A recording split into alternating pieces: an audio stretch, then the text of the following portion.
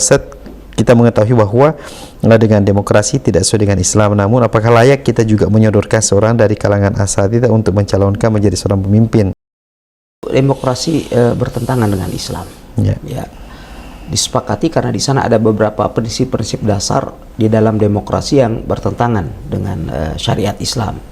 Ya, ada beberapa kesamaan antara demokrasi dengan Islam seperti konsep syura dan semisalnya, tetapi juga ada beberapa hal yang sangat mendasar. Ya, kita ketahui bahwa di dalam demokrasi itu hukum di tangan rakyat.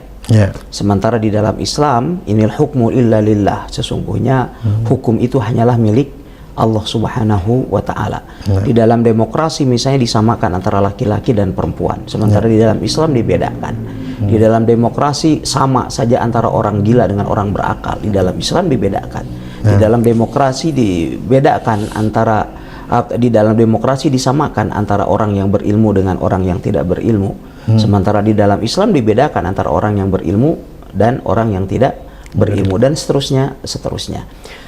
Tetapi tentu untuk berpartisipasi di dalam kontestan kepemimpinan, misalnya untuk mengangkat kepala daerah, lalu kemudian kita menyodorkan orang yang terbaik yang kita kenal di tengah masyarakat, maka ini adalah masalah-masalah ijtihadiyah. Kalau seandainya memang itu adalah benar-benar akan memberikan manfaat, maka ya tidak menjadi masalah.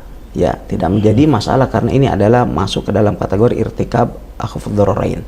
Tetapi untuk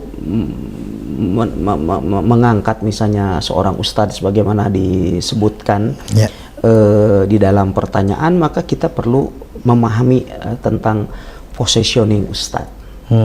Ya, bagaimana semestinya seorang ustadz menempatkan dirinya, karena tidak mesti seseorang yang memiliki ilmu agama tidak serta-merta kemudian dia paham untuk urusan politik dan sebagainya.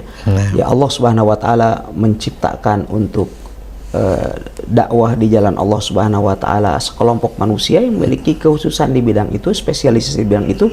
Dan Allah Subhanahu wa Ta'ala juga menciptakan ya bagi kehidupan berpolitik orang-orang yang memang bergelut di bidang politik, di bidang itu. Nah,